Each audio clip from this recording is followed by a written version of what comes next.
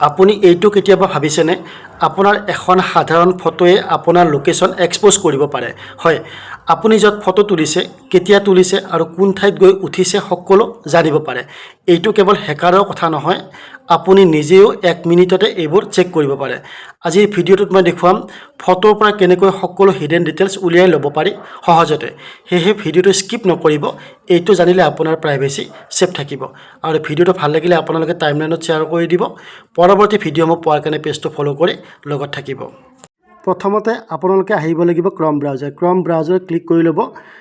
আপোনালোকে PIC2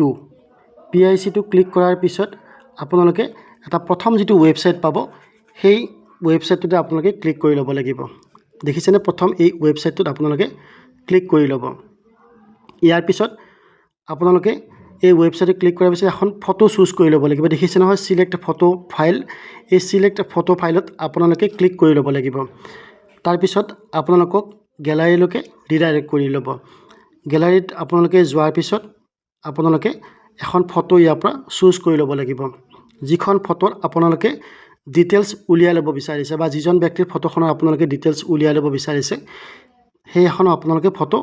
choose কৰি ল'ব লাগিব মই এখন যিকোনো এখন ফটো চুজ কৰি ল'লো ফটোখন চুজ কৰাৰ পিছতে আপোনালোকে দেখিছে নহয় আপোনালোকে এই ক্যাপচা এটা দেখিব ইয়াতে আপোনালোকে ক্যাপচাটো ক্লিক কৰি দিব ক্যাপচাটো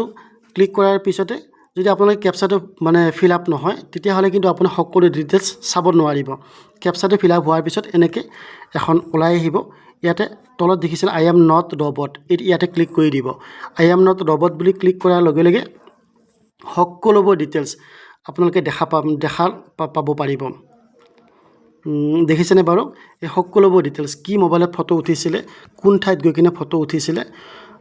সকলোবোৰ ডিটেইলছ এই ফটোখন দিয়াৰ পিছতে আপোনালোকে চাব পাৰিব আৰু যদি বিচাৰে এনেকুৱাকৈ আপোনালোকে যিকোনো ফটোৰ ডিটেইলছ উলিয়াই ল'ব বিচাৰে